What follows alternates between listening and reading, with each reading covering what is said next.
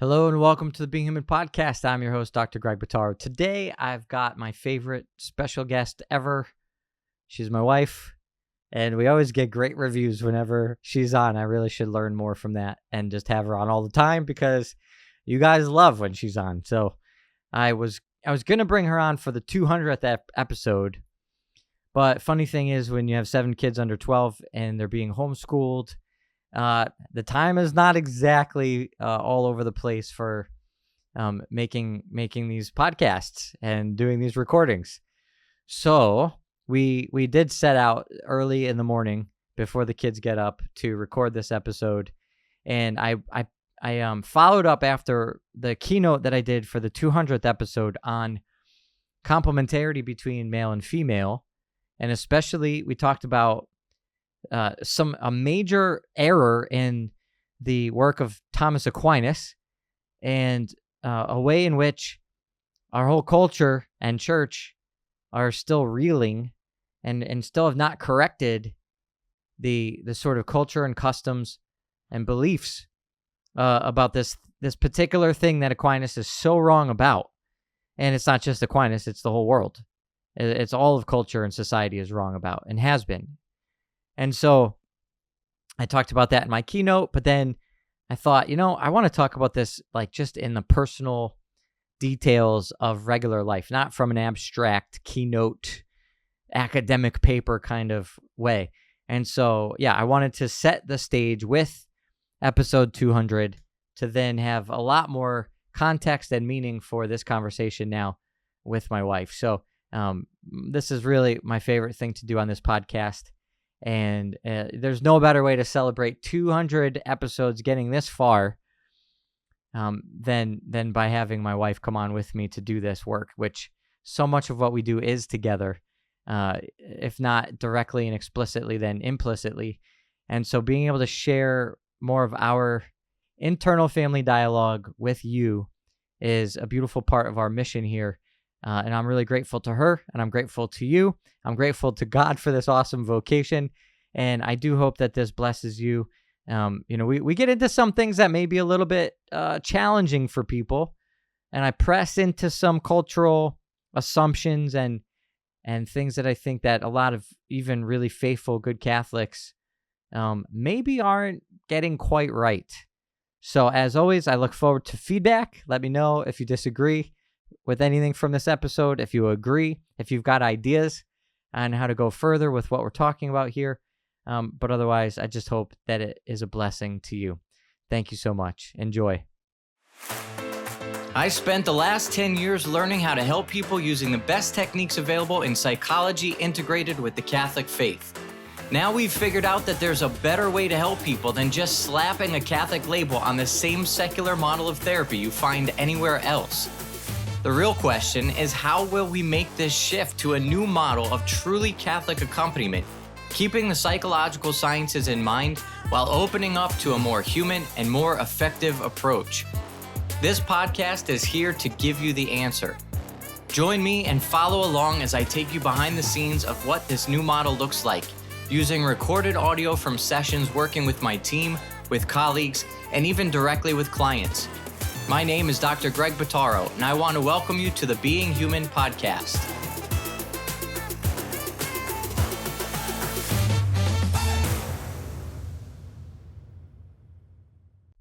Good morning. Good morning. So I want to talk today about, also I only have this one mic here, so I have to project a little bit. Okay. I want to talk today about how we together lead our family. Yep. So the reason why I think that's an important topic is because I just presented this paper at Franciscan. It was the last week's episode on the podcast. And I was at this conference and I was talking about the complementarity between man and woman. Mm-hmm. And I was talking about at the end of the conference, I was on a panel and somebody asked this question: what do you think we've done wrong that needs to be corrected in the church? Oh, yeah. And I'm on a panel with, it was 4 of us, well, plus the moderator, and the moderator was Deborah Saffridge, a woman, and then 2 other women. and then me and another man. So there's 5 of us up on stage on the panel. And it was awesome because we were having a lot of really great complimentary conversation. But I essentially said, I think we've been continuing a misogynistic narrative and culture, even in the church.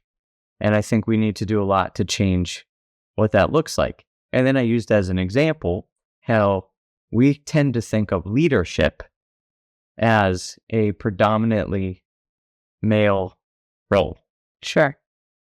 And my sort of proposal is that that's not the case. But and so I gave some examples, and Mary Hassan, who is a really accomplished and pseudo famous in the Catholic world type lawyer, she does a lot of pro-life stuff. She does, a lot of the agenda fighting stuff. She just looks at me and she goes, well, what do you think we should do differently? And I was like, I don't know. But I'm just coming up with the ideas. I don't know what this actually looks like.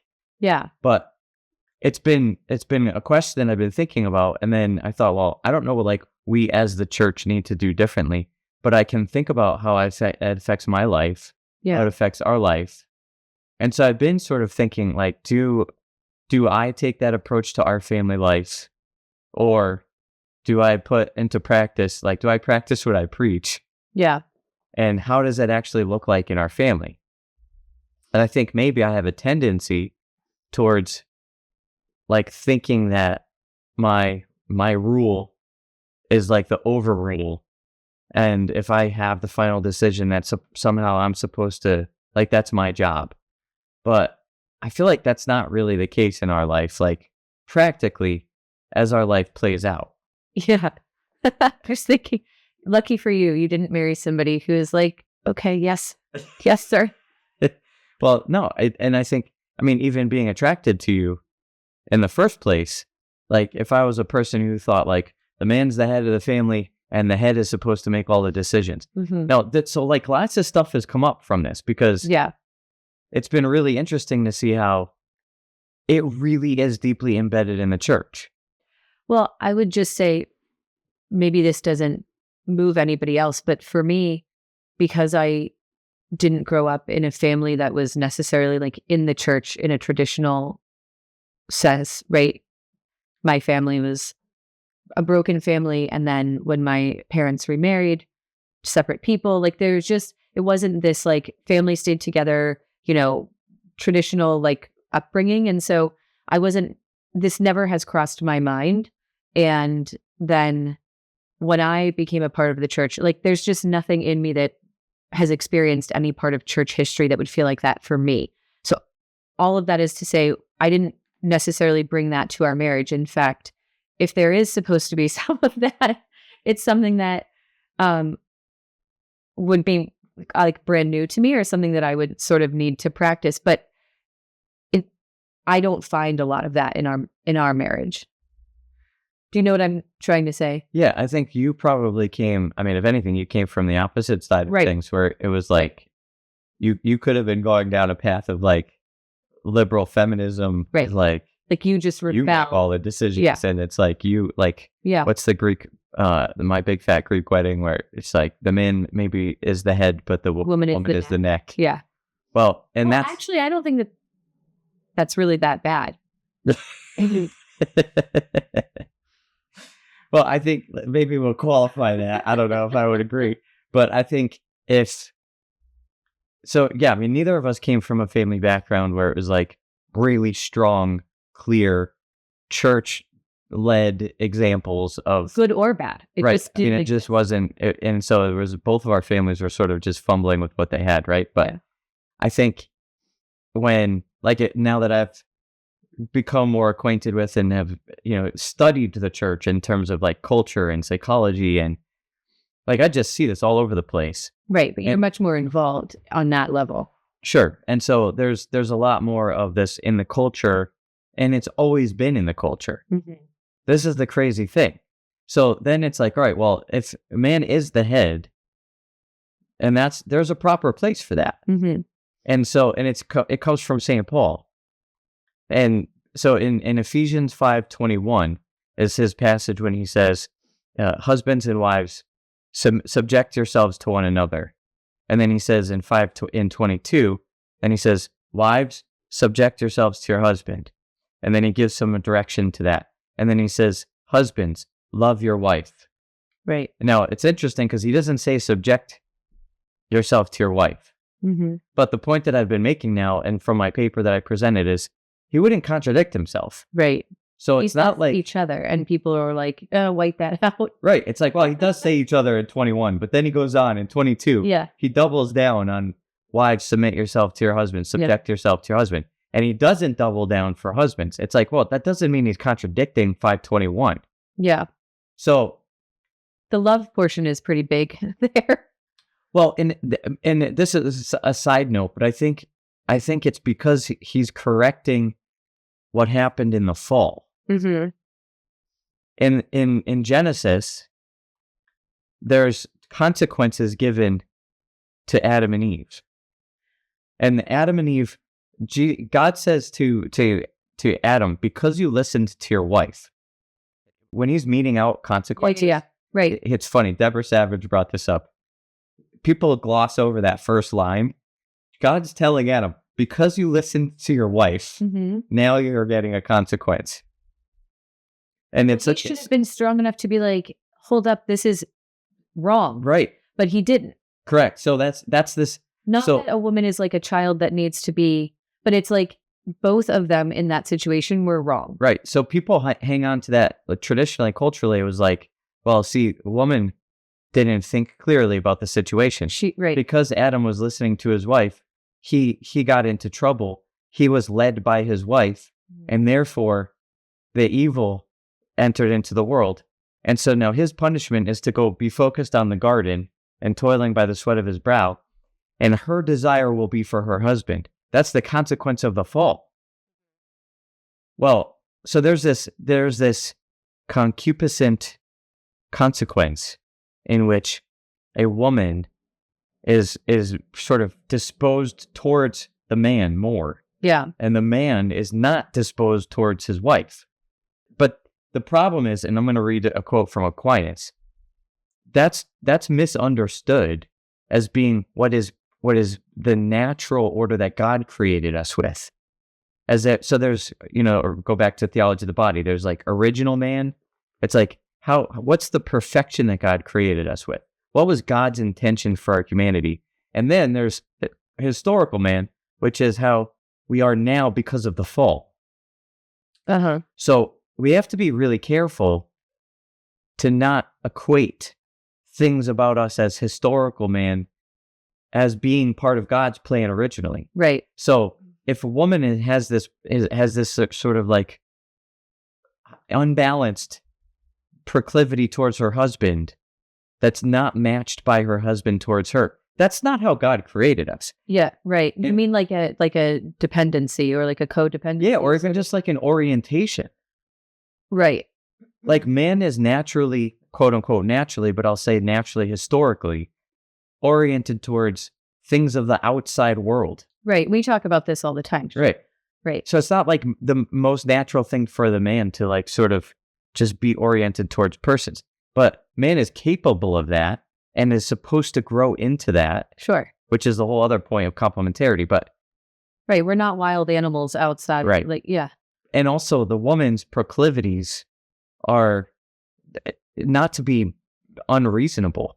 It's like she made a bad decision in the garden. It doesn't mean that she's never able to think clearly, and that Eve before the fall was somehow like this irrational mess. Right. Well, maybe this is a silly comment, but if you think about it, like Eve is in the garden, Satan is pretty convincing. Right. And every day of our lives, Satan is trying to get both men and women. He's not just like, oh, forget men. They're the head. They'll never fall. Right. Let's always go after the woman all day. And we're just stuck fighting all of these spiritual battles because we're so hysterical. Right. Like both are equally tempted. Yeah, exactly. And they're tempted maybe in different ways at different Sure. times.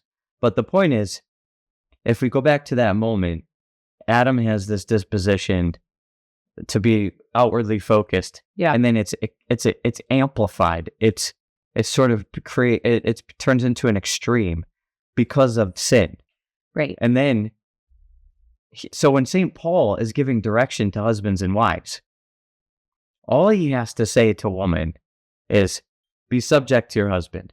But women are already oriented towards their husbands. Yeah. So he basically just says it, and then he repeats it, and then he leaves it alone.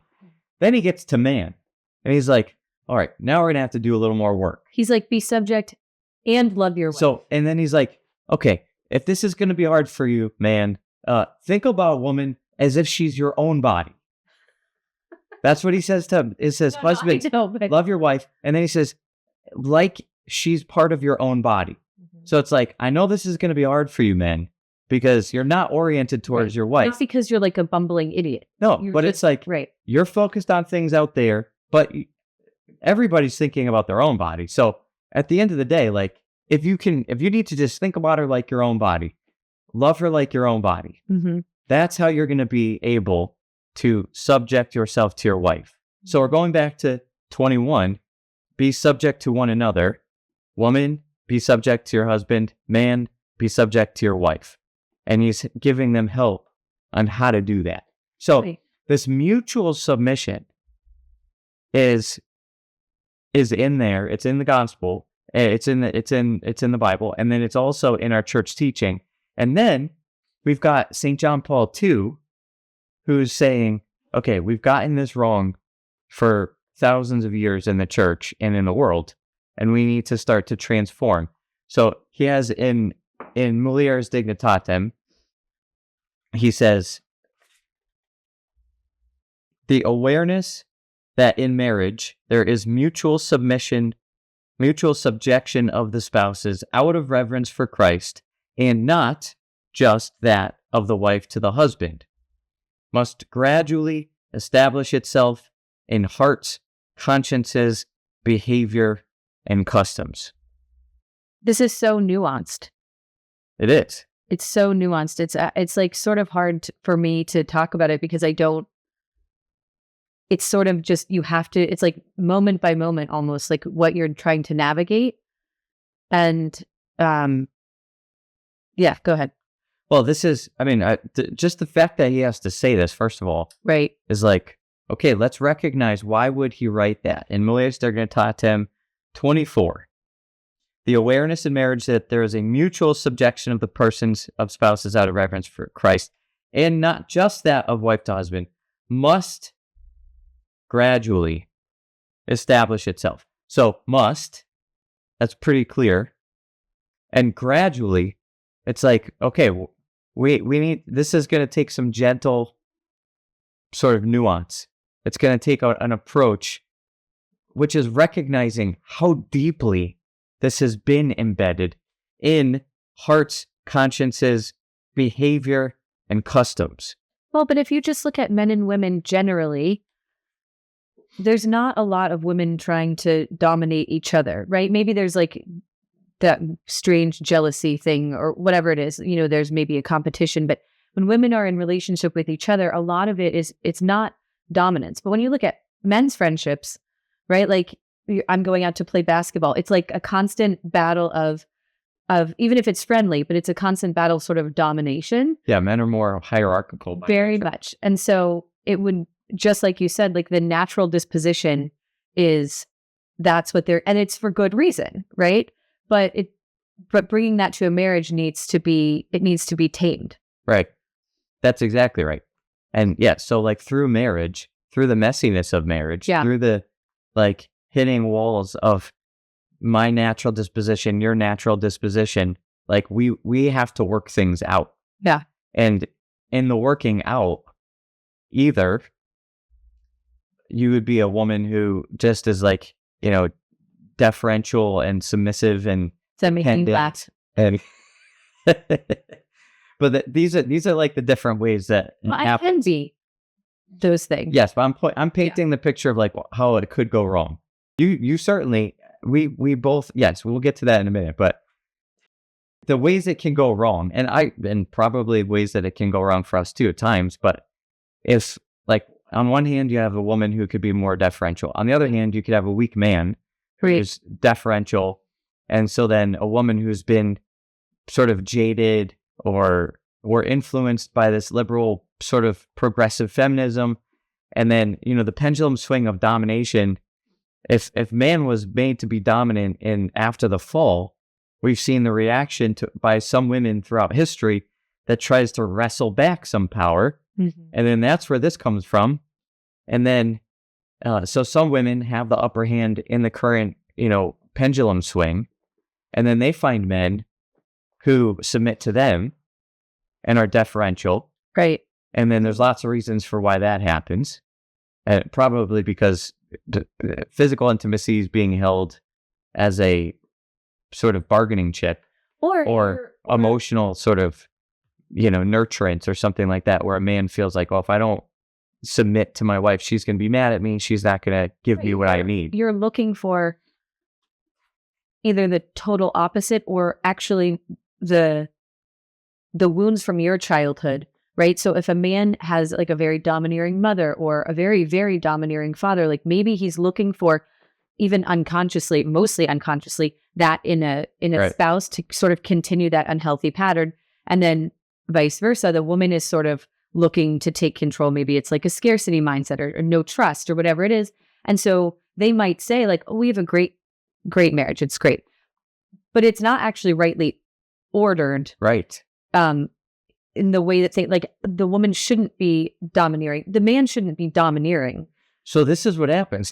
So the third option is that each has their own sort of opinion or way of looking at it, but they never really connect. Yeah. And then you become sort of separate. Yeah. And people manage that however they might. And that has a lot of different sort of ways that gets manifested. But at the end of the day, all of those things go against sort of our core nature. Yeah. And it goes against the core vocation of Christianity. So if we're not going deep enough into our own interiority and then realizing that there's supposed to be this mutual submission of self-gift, we become disoriented. We become disfigured. And instead of us becoming better versions of ourselves through marriage, we become solidified and cemented in really distorted ways of being.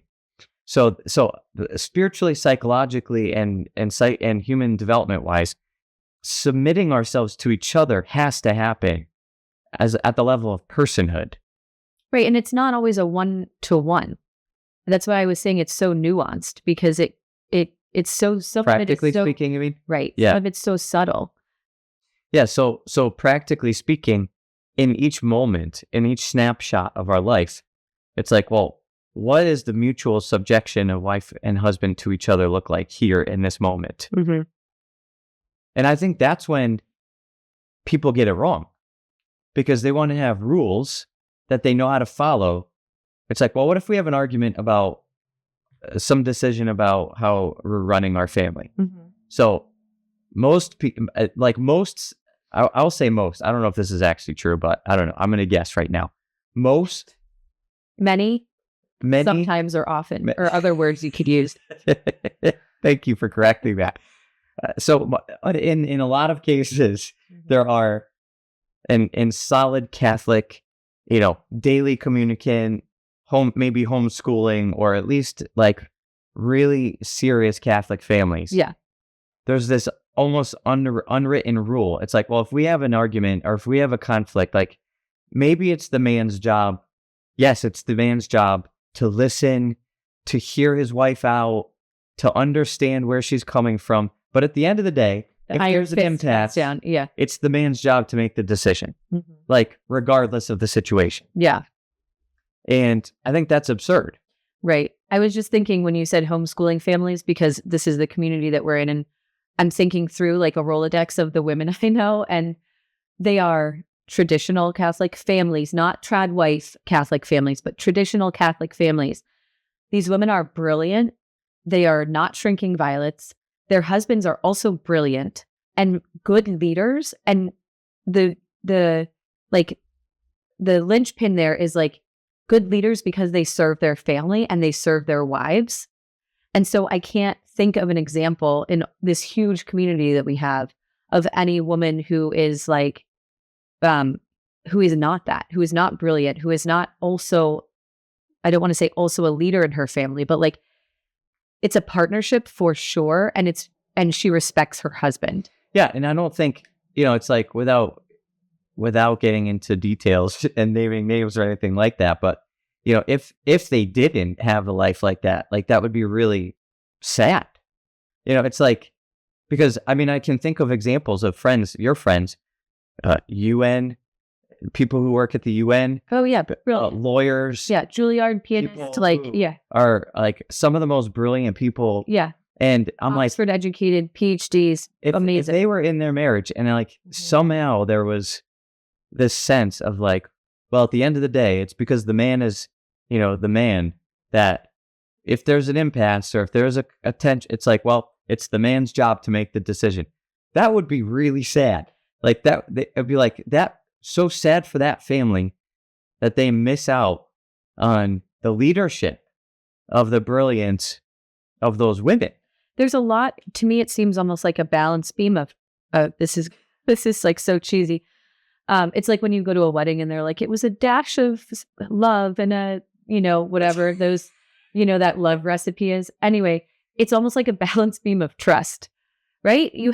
I have to trust that you have seen the bigger picture, whether it's finances or my stress level, right? Like you've seen the bigger picture and that you have our best interest, our kids' best interest, my best interest at hand. And that is how you would make a decision. And the same goes for me. Like if I'm coming to you with something, you need to be able to trust that I have thought this through for the kids, for you, what our family looks like. There's like this idea of trust that like, you're going to catch me and I'm going to catch you all the time. 100%. That's exactly where I feel like our family, like the way we are leading our family is filled with that. And it's balanced by trust. And so just like you trust me to have that bigger picture, like I trust you to have the personal picture. Yeah. And there's so many times that you bring something to the conversation when we're figuring something out and we have to make a decision. And this is what I want to just articulate it's not just like I'm throwing you a bone and then ultimately I make the decision. It's actually, if man is the head, great. And woman is the heart. Yeah. Great. But no decision should be made by the head alone. Right. Well, without the heart, you'd be dead. Exactly. Yeah. And this is what's missed in our culture. This is what's missed in Aquinas. This is what's missed in the tradition of the Catholic spirituality and Catholic culture. So decision making. This is, and I talk about this book, Flight from Woman. Yeah. And Carl Stern says that, the culture, Einstein says that intuition is a sacred gift and reason is its faithful servant. We've created a culture, a society in which we have elevated the servant and forgotten the gift. I read Flight from Woman years ago, so I don't always remember it, but I mean, it makes sense. So his point is like, because of our Western culture, if woman represents intuition and that sort of artistic perspective, it's more personal. And then man represents this sort of compartmentalized, rational, break things apart approach. In Stern's book, he says that the approach to truth is the integration of both. The approach to leadership has to be the integration of both. I was just thinking, as far as your business goes, well, there's so many examples, but as far as your business goes, there have been times when I have said like, or not just business, but in our life, my intuition, I don't usually use that word, but like, this is the feeling I'm getting. This is what I see. And you'll say like, well, give me an example. Like, okay, I can usually muster up a few examples, but really it's more like what I see. And if you made every decision based on that, you'd get it all right. No, but if you made every decision based on that, it would be, sometimes it could be impulsive, right? So with business, I might say to you, like, this is what I'm seeing, or this is what I feel, or whatever. But also, and you listen to me, you take that and maybe you continue on in the same path with that in the back of your mind, but you need to have the full picture of your business at the forefront of your mind too. So you don't just say like, okay, great, this is one opinion, and like now we're going to use it. But my counsel for you is very important. And my counsel for you is really important when it comes to making decisions and leading the way that our family runs internally. Totally. So like, which kids are going to be going to school this year instead of homeschooling? How are you running your day? Homeschooling, like, what curriculum are you putting the kids through? Who needs vision therapy? Who needs, like, it's like, I might put in some counsel to that where it's like, hey, think about this. Maybe this is a different approach. I'm compartmentalizing things out. Yep. But at the end of the day, that's your decision. Right. And so we have different approaches to different aspects of our life. We each are in control of certain dimensions. It's not like because of mutual subjection to one another, we are always making like an mutual decision about everything. Sure. But there is no world in which it's okay to think that I have the responsibility to have the final ultimate decision about things in general as a rule. Well, I mean, neither of us have an entire picture of the other person's everything, right? Like it would be impossible for me to know every aspect of your business and every aspect of every relationship and every dynamic that goes on there too, for me to tell you like, this is how you should run everything. And then the same goes for our family, right? Like I spend my entire day with our kids, and you spend a very good portion of your day with the kids, but you're not intimately homeschooling them. No, there's a lot that I miss. Right. And actually, it's funny because while we're talking, I'm realizing too that like many people don't, number one, have the blessing and opportunity and gift of both being home. Well, both being home, and because I run my own business, I get to share that with you. Sure. And I talk about this. Somebody was asking me at somewhere I was talking, and they said like, how do you integrate your family life, your prayer life, and your work life? And I said, well, I have this incredible blessing of my work is part of our family mission. Yeah. And like when we pray together every day, it's like we're praying together for my employees, clients, students, faculty. Like everything that I've built at Catholic Psych is shared in our family. Yeah. And people don't realize how much you are instrumental in running Catholic Psych. Like some of my leadership team gets it eventually. When they start showing up enough, they're like, how does Barbara know every person that has anything to do with Catholic Psych? And your intuition and insights about people, about roles, about all sorts of problems that come up and how to solve them.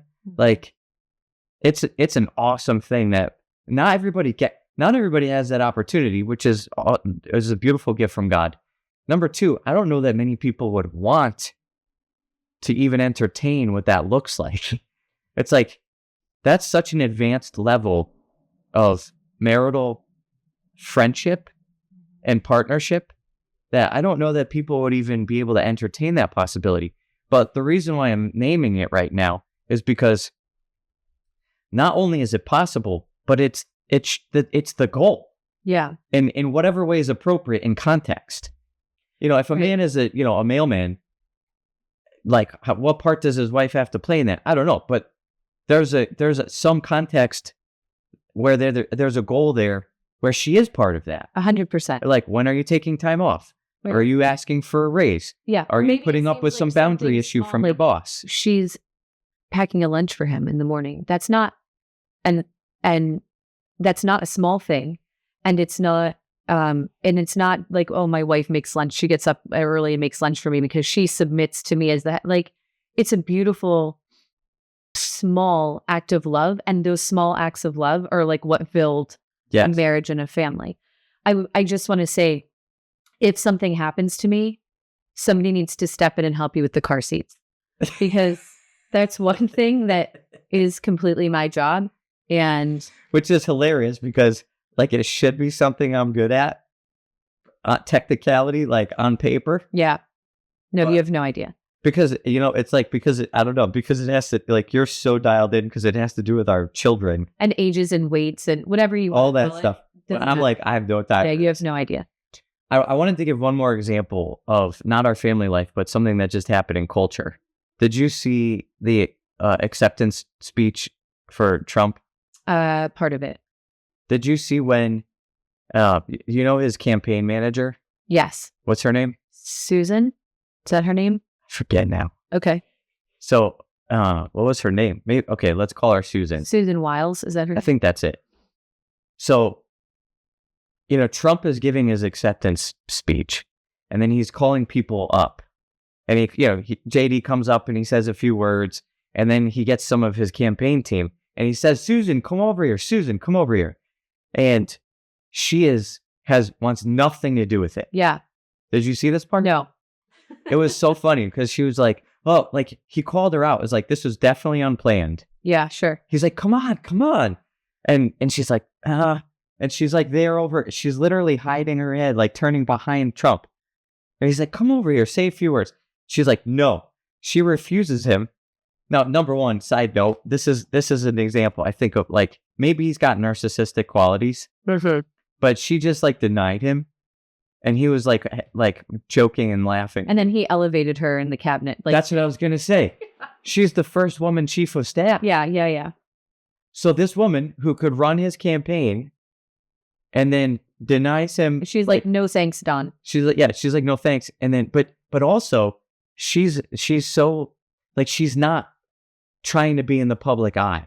Mm-hmm. She was so uncomfortable with saying something on the microphone in front of all the people and the cameras and all this stuff. But she could run his campaign. She is now the chief of staff. He very much values her opinion. Like, talk about leadership. Holy cow. Mm-hmm. So like, how do people square that? It's like, I just wanted to read lastly, this is why it's in our culture and we need to fight this, because Aquinas in the Summa says that women are of a lower hierarchical value on the sort of level of being than men. And he says that women do not have the same predominant quality of reason. Subordination, according to Aquinas, is not a result of the fall, but a part of the created order. And what does JP2 say about that? Well, he says that we need to go to, again, that quote about mutual submission, Mm-hmm. that we need to go deeper. JP2, like, this is what's so crazy. Aquinas is so enshrined in Catholic thought that, like, there's no church document that reverses this yet. Like, there's no one saying, well, we need to go back. I mean, there's no church document going through the Summa fine-tooth combed anyway.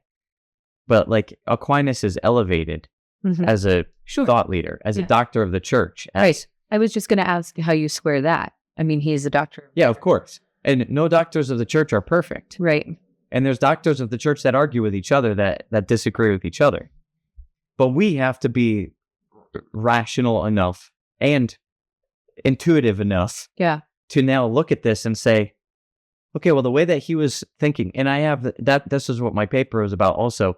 It was based on Aristotelian understanding of biology. Mm-hmm. It had to do with this idea that the man has the seed, Mm-hmm. and the seed is planted into the fertile soil of the woman, and that the person that emerges, if it's more like what originated the seed, then it's more perfect. So in other words, before they knew genetics, Uh-huh. before we knew that 23 chromosomes come from a woman, 23 chromosomes come from a man, biology thought, since Aristotle, that the whole person in seed form, the potential of a whole person is in the man, Mm-hmm. not in the man. And all the woman contributes is the fertile soil. Right. We still use the words of seeds today to talk about biology, right? Mm-hmm. So it makes sense philosophically when, if you plant an acorn and something that's not an oak tree comes up, or an oak tree without branches comes out, you're like, oh, that's not a great oak tree. Mm-hmm. It's a distorted oak tree.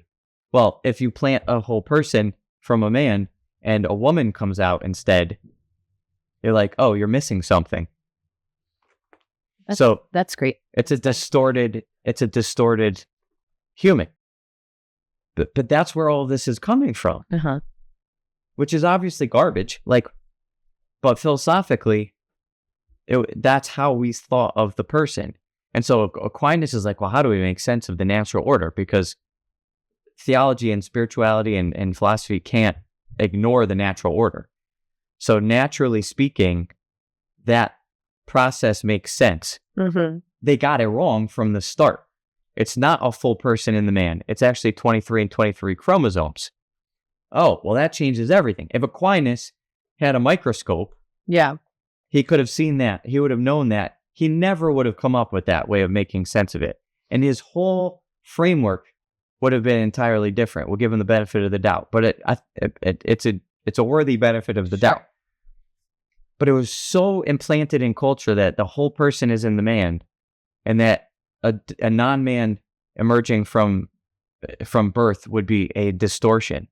That it's like, okay, and it also doesn't even make sense biologically, because you're like, if the women are imperfect, you still need them to be able to continue having men. Well, and Aquinas does say that. He tries to like reverse it and give something back to the woman, and he says, and then he makes this other statement that I find offensive, which is by order of grace, women reach a higher perfection than men.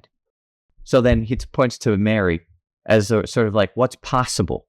So she wasn't immaculately conceived, according to Aquinas, also another error of Aquinas. But through grace, she becomes higher than all men. And you can see this pendulum that was the result of original sin. And he doesn't mean men in a collective sense where No, it's like all men. So every woman has a calling to a higher order of grace than every man. So even though by nature men are higher, by grace women are higher. And then people are like, well, it's, if you look at Genesis, God made Adam first. He was the rough draft. And then he perfected humanity in Eve. So she's the perfect version of human. It's like, that's so derogatory to men. It's like, I'm not a rough draft. I was going to say, it's so hard to have this conversation because of our current culture as well. It's like, there is no sort of like middle ground. It's either all the way over here or all the way over here. And so even in this conversation, I feel like everything has to be couched in, like, we don't think that women should be priests. There's so much to say about this that is like, just because we're talking about how the man shouldn't like finalize, make every decision and shouldn't be domineering of his wife, we're also not saying that I should take on that role, or that all of these other distorted, there's like this very nuanced middle ground. And I want to say sometimes I feel funny having these conversations too, because there are people who have been married for longer than us or already know this stuff and are sitting there kind of like laughing to themselves like, well, of course, we all know that. But this is, yes. But to that point, I think there's way more people that don't. And I feel like if there's a married couple that's out there that knows this, like, it's your responsibility to say it really loudly, because people don't know this. And we're still suffering from Aquinas, and Aquinas was suffering from culture and society. So this is the old culture that we need to listen to John Paul II and realize that the mutual subjection must gradually establish itself in hearts, consciences, behavior, and customs. So when we talk about roles, roles are like, does the man work? When people are like, oh, the woman shouldn't work. It's like, that's a custom. That can change. For sure. And in some cases, it has to change now.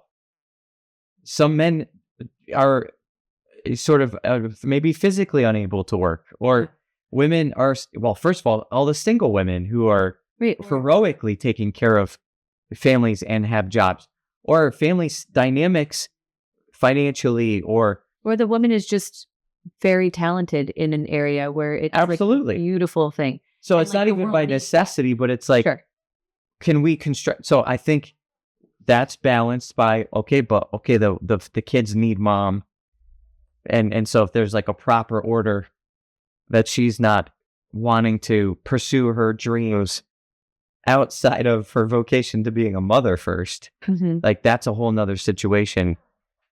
Here we go, being kids are up. Oh, come here, Patty. Yes, you said you take off my diaper and you just don't want to take off my diaper. You don't want to take off your overnight diaper? That makes you sad? Yeah. I'm sorry, Patty. I wanted to have it on. You want to still wear it? I want to wear it right now. Can you guys take the French toast out of the oven? But hey, there's 2 of them. Close the door, please. And can you use pot holders, please? It's going to be hot. Thank you. Do you want to be on our podcast? Mm-hmm. You can say hello. I don't want to. You just want to sit? So, it is a lot of nuance, and it's a lot of, well, it requires a lot of dialogue. Well, I was going to bring that up too, because I can't, like, there are decisions I have to make in game time decisions where I'm not going to call you and be like, what's your final answer on this? Like, I have to make, just like you do, game time decisions. But there definitely is a lot. I might call you in the middle of your workday and say, here's something that came up, like, let's talk this through real fast. And you have a different perspective than me, right? But more often than not, we're like, okay, this makes sense for our family. Great. When it comes to your work travel, it's something that I have a pulse on in our family. Like, how are the kids doing this week that you're gone? Like, is it time to maybe like start saying no to a few things? Or is it like, you know what, actually things are great. The time when you have been home, everything is awesome. Like, go for it. Or this is really important. We're all going to make a sacrifice because like, it would be really important for you to take on whatever it is that you're being asked to do. And so, I just think, I mean, all of that's so necessary. And the dialogue in real life, this is how it actually looks. Yeah. I think this sort of abstracted, theoretical world in which the man is the one who has the ultimate responsibility for leading the family, I think that needs to change. What do you think about that? Because as a man, I feel like by saying that, I almost feel like, oh, that's kind of like weak. Like it's an admission of weakness. Well, I don't know if it's weakness. I think, again, like if you're able to trust me and I'm able to trust you, like that's built on also years of doing this together, right? And ways in which like I have grown into my role and ways in which you have grown into your role and that we have grown into a partnership and a marriage together. So There's a lot more grounding and basis for like you to trust me and for me to trust you. I do wonder, like, I mean, at the end of the day, Adam should have taken a responsibility and said to his wife, like, no. But did Adam have a right to turn to Eve and be like, what? Like, you failed your responsibility. Like, what were you thinking? Or is I don't know. Is Eve just like this sort of like damsel in distress, and she couldn't have possibly have said no to the devil? No, I think, I see what you're saying. No, I mean, I think she should have said no. He would have a right to be upset that she didn't say no, and he should have also said no. Mutual. Right. That's my point. Right. It's like, it's not like, well, the whole thing went wrong because Adam didn't stand guard. It went wrong because 2 people failed. Totally. Like, Adam should have stood guard, and Eve should have said no. Right. But that's, I guess, the nuance that's hard to sort of define in our day-to-day. If I had my way, I would be, decorating our house left and right. And you don't throw down an iron fist on it, but you have a picture of like, okay, listen, you need to focus on this week. Like, this is where this failed. Like, that's great that you want to do all this stuff and you want to make our home beautiful and warm, and that's really great and you're really talented, but like, well, let me put it a different way. So I think in culture, like there's masculine genius, feminine genius. Right. That's like the big thing. So I've heard people who say masculine genius, the masculine genius is to lead provide, and protect. Like, that's the man's job, to lead, provide, and protect. And I'm like, wait a minute. First of all, leadership, I think, is the one that needs the most work. So let's leave that aside for a second. Provide? Like, why is it that, like, is there a role for the man to provide? Yes. But what do you call nursing? Like, what do you call all the nurturing that you're doing? How can you not see feminine nurturance as feminine provision? And then protect. Like, holy cow, have you ever been with a woman if you think that it's the man's job only to protect? Yeah. It's like, so people, you know, I think I use this example, like, men often run through their mind scenarios at least once a week of like, what happens if somebody breaks in the house? Or, you know, some danger. You walk into a room, you kind of assess whether you're aware of it or not. Men usually are assessing threats. Yeah. Well, so do women. For sure. And if a man actually comes to the house, or if a criminal comes to the house, if there's like a threat at the house, I'm looking for a weapon to go after the man or after the intruder. Well, I'm going to take him down with my words. Or sure. but also typically women, and tell me if you don't think this is true, but women will like run to where their kids are. Oh, 100%. Yeah. And like, if there was actually an intruder that came into the house, a woman will throw her body over her babies, or in a fire, or in a situation to like put themselves first. They will be hurt and killed first. Yeah. Before letting something happen to their kids. Well, and I'm also in a less like violent and severe way. I am looking all the time at what are the threats to our kids in different ways day to day. So that's what my point. So like psychologically, providing and protecting are not just the role of a man. There is a masculine way of providing and protecting, and there's a feminine way of providing and protecting. Yeah. So we lose something when we say, well, this is the man's role to provide and protect. Also, that's a woman's role to provide and protect. And I would say for leadership, there is a masculine way to lead, and there's a feminine way to lead. So if I'm thinking about how I'm making decisions for our family, you want to say it with me? You want to go that way? Yeah. Okay.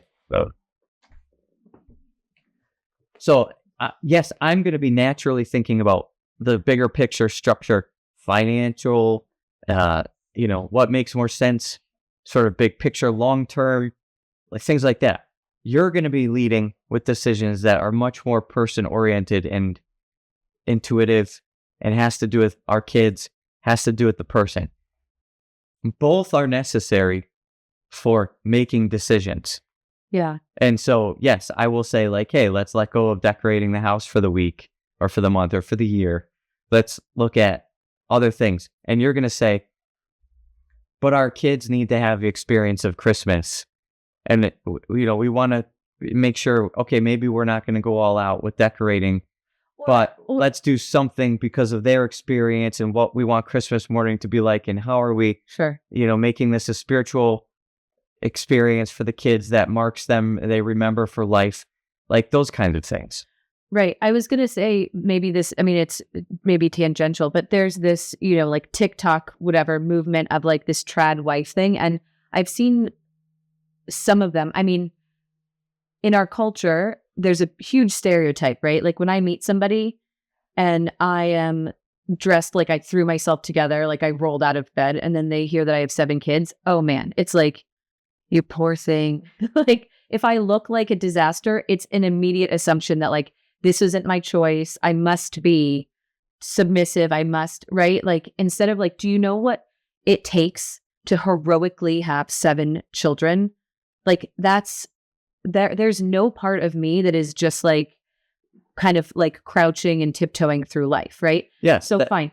But there's also this TikTok sort of trad wife thing that I've seen where they're like, I'm a trad wife, and like their husband works and they stay home putting on makeup all day. I'm like, that is such a distortion of traditional values. It makes me want to throw up. Like when I see that, I'm like, it is selfish, it's self-centered, it's not serving. That's an example of wanting these rules that just like right. makes it easy for everybody to know, okay, this is who I am, this is what I'm supposed to do. If I'm the woman, this is what I'm supposed to do. If I'm the man, this is what I'm supposed to do.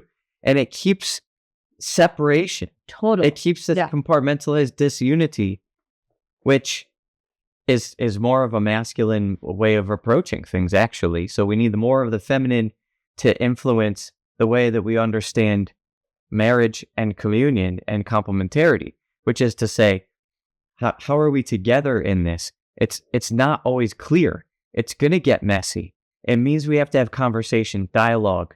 It means we have to argue and fight things out sometimes. It means each of us has to be willing to go into each other's perspectives and see, like, okay, maybe we don't have money for all these decorations, and maybe we're, renovating the house and things are, whatever.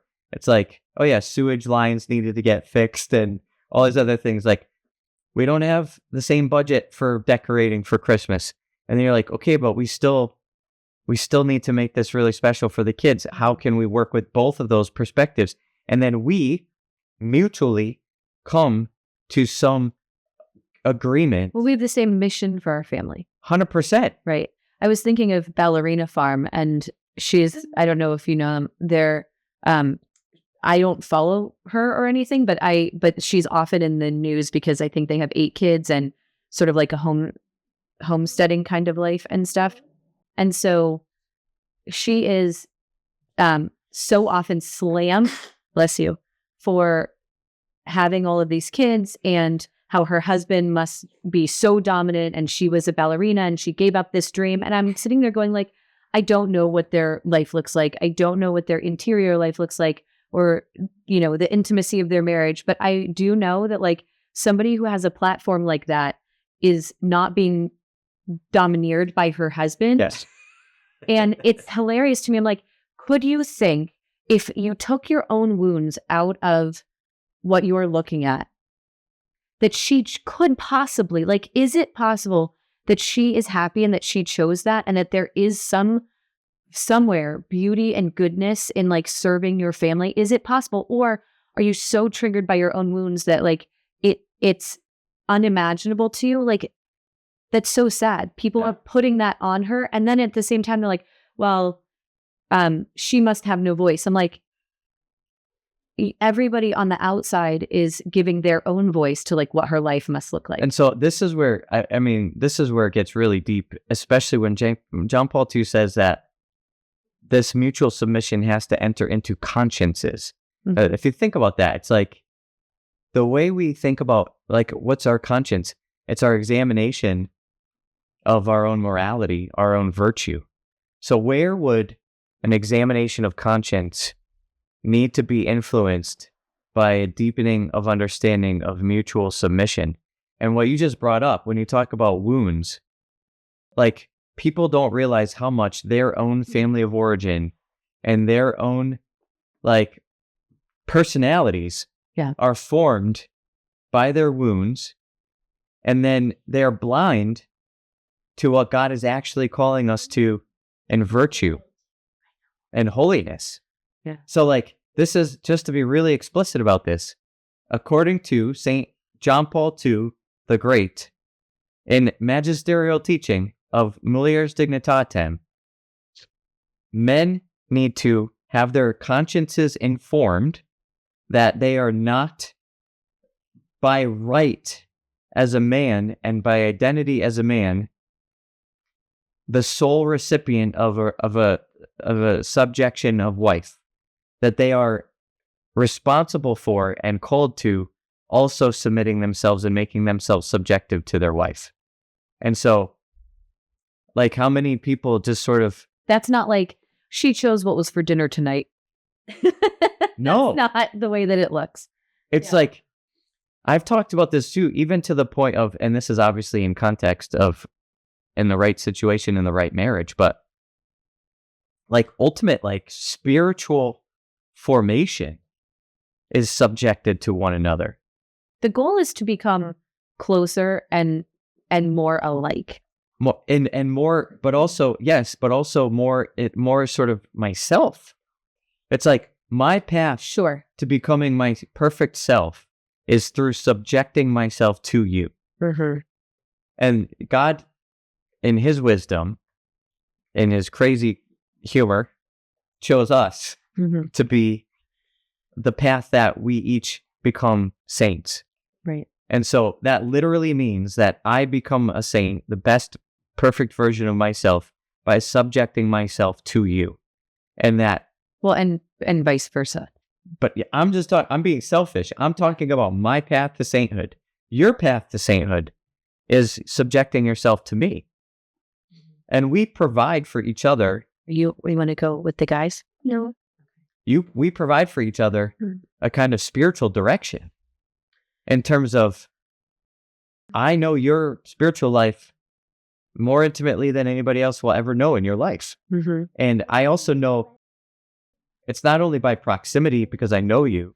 Yeah. So it's like there's a very deep process of spiritual development that happens in marriage when there's mutual subjection of each other. But that has to be like a full gift of self and subjection of one to the other, psychologically, intellectually, emotionally. You have to be in touch with the other person. Yeah, but you have to be. My point here is like I as a man I have to decide that that's the thing I should do. And if I'm holding on to this idea, like, well, at the end of the day, I have to make the call. At the end of the day, it's my job. There's like a real disunity in that. It's like we're not making decisions.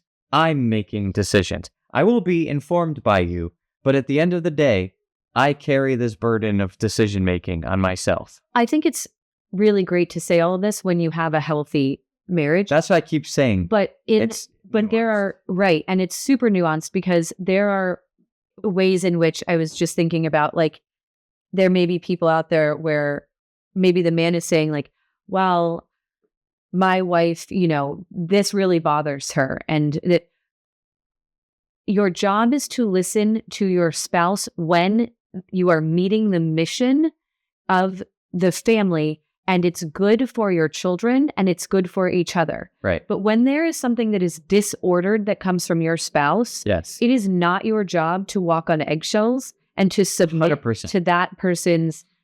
And that goes both ways. 100%. Because a lot of women feel like they have to walk on eggshells. Sure, but that's not healthy, everybody out there. But so I think this is a great point. If you don't trust that your spouse is aligned on your family mission, Or if you cannot. then that's a deeper problem. That means like that is something to look at first before all these like advanced nuances. Great. But I would say if you do trust that your spouse is aligned on your mission as a family, then you have no justification to not be subjecting yourself to your spouse. Right. Like, and again, that can probably be nuanced better, but that's a move in the right direction at least. Right. I would say that we probably should wrap up because our kids are... They have all the breakfast in the world. They just want to come hang out. I know, but that's fine. What do you think? Should we go eat some breakfast? Not sure. You're dead now. Are you getting so excited? All right. All right. Thanks. Yeah, no problems. Talk to you soon. At the breakfast table. You ready?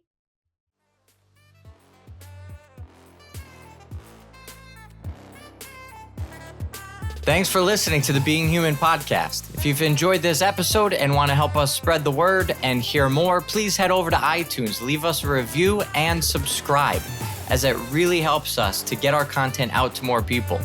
Be sure to listen next time as I take you deeper into what it means to be human. If you want more free content and information about what we do at the Catholic Psych Institute, head on over to CatholicPsych.com. God bless you.